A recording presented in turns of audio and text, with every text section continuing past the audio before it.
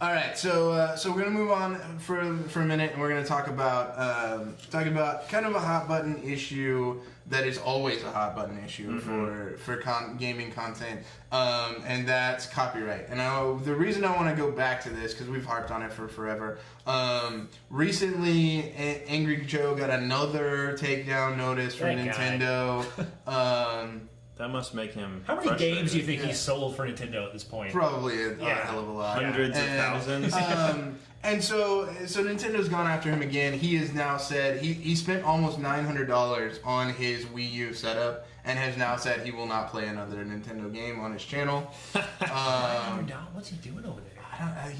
Apparently he got a good setup. I don't know, but streaming, all this kind of stuff. But yeah, so and the other side of the Nintendo copyright question lately, Nintendo sent a takedown notice to the guy that had created one of the Mario 64 levels in the Unity engine. Oh yeah, that was really cool, man. It was really cool. And so this is kind of two sides, and I think this is an interesting discussion because it's two sides of the copyright coin, right? The one, they're going after someone who has recreated a level that you can go and play, and the other is that they're trying to get in on the action of the content itself. And so I think those are two. From my perspective as somebody who's worked in copyright law before, I think this is an interesting place for us to talk about copyright in the gaming space, and specifically where it makes sense and where it doesn't make sense. So I cut you off again. I'm sorry. No, I just want to say I would never date Nintendo, because they are the masters of mixed messages. Like, I don't know what their policy is. I'm so confused. Like, you know, they had the creator program where it's like, oh, we're going to take some of your money. So I mean, they're always looking out for number one. But I mean, that's like, even that's more friendly than just like ripping stuff down. And so they take stuff down, and like they went to that N64 level where it stated with the video of the level, the guy was like, I'm not doing any more of this. Like, I just did one. It's cool. You can watch the video. Like, but I'm done. And like, and still the guy like gets it taken down when it's obvious. Like, you know what it made me want to do? I was like, I should go back and play that game. It's been a long time. I don't own it. I'd have had to go buy a Legacy 64 or emulate it, which I would have done, because emulating N64 is a pain. But like, you know, and instead it gets ripped down by Nintendo. Why? You miss the point every single time. Like, how can you fail so consistently? That's my question. Well, and I can see the difference in that. No, so number one, I agree with you about that. Like, what it did was it enabled, it sort of like refreshed, it brought back to the top of the stack Mario 64. And I started thinking about, I started thinking about like, oh man, like I remember when I first got that game. Right. Like you said, I should go play that level with the big Bob-omb at the end is the boss. It was good stuff, man. And then like even the Twitch streams, like I was just looking at the games that are currently streamed. Super Mario 64 was like in the top, I don't know, 30 games being streamed, and several of them were this level being streamed on Twitch, right? And so like the visibility of Nintendo's properties was higher because of it. Now, on the other side of it, I will say that there is a big difference between commenting on top of a game and providing sort of your own perspective, reviewing it, whatever, fair using it, maybe-ish, more, or just directly taking somebody's property and duplicating it for your own sort of, whatever, profit or...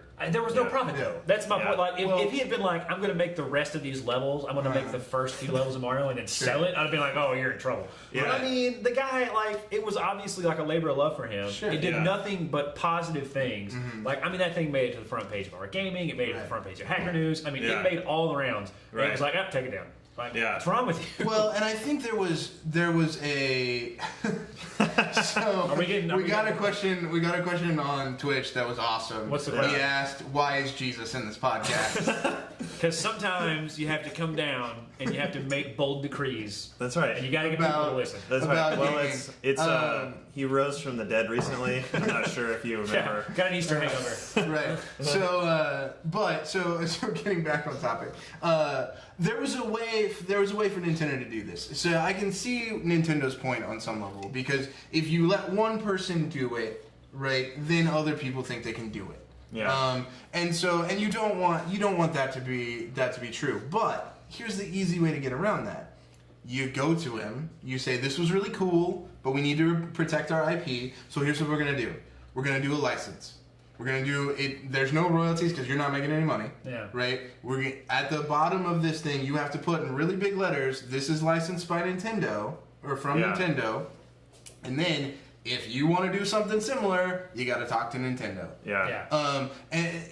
And you're done. Yeah. And you can leave it up, and it's creating all of what we've talked about, all of this good press, all of this good publicity. Yeah. And it creates goodwill for Nintendo. Exactly. In a time where they need it. Oh, badly. I mean, their Wii U has not been as successful as they had hoped at all. Yeah. They've been putting out amazing games for it. Like, everybody who plays the games on Wii U say, wow, this is great. Everybody's played the new Zelda. It's not out yet, but all the previews say, "Oh wow, this is going to be the best Zelda." All the different Mario games that have come out. Sure, these are great. It's the Smash Brothers game, great. All this other stuff, but people aren't buying it, and part of it is because I think personally, Nintendo continues to unfortunately just punch themselves in the face over and over again, destroy their own reputation, and it is a matter of not understanding, I guess, the power of this particular medium, or if they do understand it, very poorly executing on a strategy to be a part of it. You got to get with the times. Yeah. Right. Yeah. So it's unfortunate. And I mean, I think that to a certain extent, I'm conflicted on this, right? Because I think that because you're a lawyer by trade, right? Exactly. But I think that they very much should have gone and done a license with the guy from Unity because that built the level because once again you don't want people going out and taking classic Nintendo games and just recreating them and saying that guy got to do it, why can't I do it? Yeah. You don't want that to happen. On the other hand, when it comes to content, when it comes to these people who are playing your games, who are, this is the argument that gets brought up over and over again, but it gets brought up because on some level it is true. They are doing your marketing for you. All of that digital marketing that marketing guys everywhere think about. It was free. People are just doing for you. Yeah. And on some level, right, there is that they're letting you lower your marketing budget, so you're saving money by letting these people do this.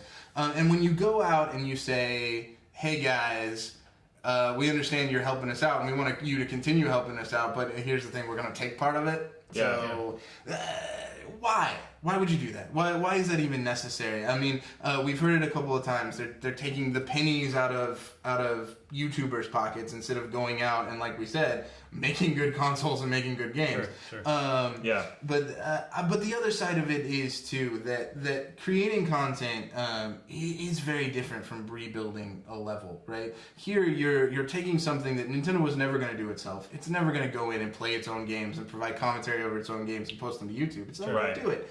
And saying no, that belongs to us too. Yeah. And for me, that doesn't make sense. Right. Even if copyright is willing to go that far, and I have lots of arguments that I won't go into for why copyright. I don't think copyright goes. Thank that you for far. sparing us the legalese.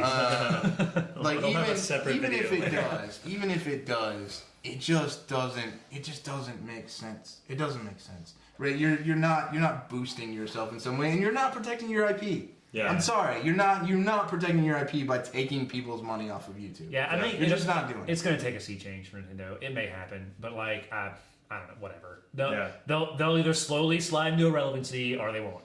That's Sure. really the end of it. So Well, now they're going into mobile games, so Yeah. who knows? I mean, they're never going to slide into irrelevancy. I just think they're slowly, going to. very slowly. There's no way. Like, they have too many beloved properties Sure. that people are passionate about. But I think that their quest to become like the Nintendo that we all remember them being, like the powerhouse driving the industry, is it takes like the reason Nintendo succeeded in the beginning with the NES was because they saw the flaws of like where the industry was and when it crashed and all that kind of stuff, and then they came in with a console that read the industry really well and provided things that were innovative and timely.